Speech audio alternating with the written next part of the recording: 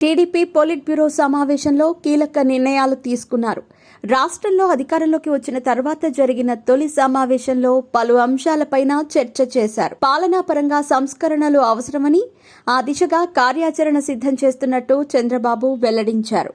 ఉమ్మడి రాష్ట్ర ముఖ్యమంత్రిగా చేపట్టిన జన్మభూమి కార్యక్రమం ఇప్పుడు మరోసారి ప్రారంభిస్తున్నట్టు వెల్లడించారు. నామినేటెడ్ పదవుల పంపకాలపైన నిర్ణయం తీసుకున్నారు. టీడీపీ పోలిట్ బ్యూరో సమావేశంలో 2 తెలుగు రాష్ట్రాల్లో పార్టీ బలోపేతం పైన చర్చించారు. తెలంగాణలో కొత్త పార్టీ అధ్యక్షుడి ఎంపిక అధికారం చంద్రబాబుకు అప్పగిస్తూ నిర్ణయం తీసుకున్నారు. ఇప్పటికే తెలంగాణలో పార్టీ అధ్యక్షుడి నియామకం పైన చంద్రబాబు ఒక నిర్ణయానికి వచ్చారు.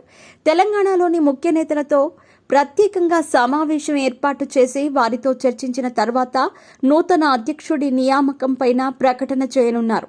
తెలంగాణ నేతలకు టీటీడీ బోర్డులో అవకాశం పైన హామీ దక్కినట్లు తెలుస్తోంది. ఇక ఇదే సమయంలో చంద్రబాబు కీలక నిర్ణయం వెల్లడించారు.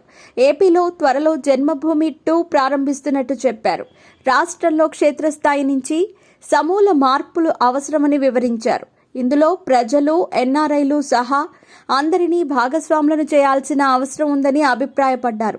త్వరలోనే మంత్రులతోనూ చర్చించి జన్మభూమి కార్యక్రమం ప్రారంభం అమలుపైన అధికారికంగా ఉత్తర్వులు జారీ చేయనున్నట్టు తెలుస్తోంది.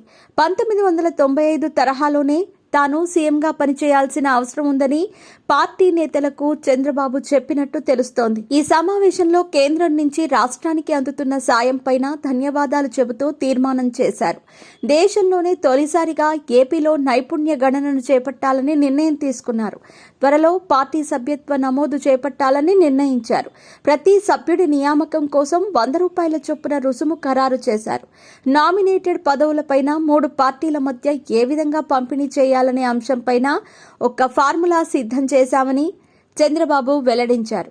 పేదరిక నిర్మూలన, జిల్లా యూనిట్గా ఎస్సీ వర్గీకరణపైన పాలిట్ బ్యూరోలో నిర్ణయించినట్టు సమాచారం.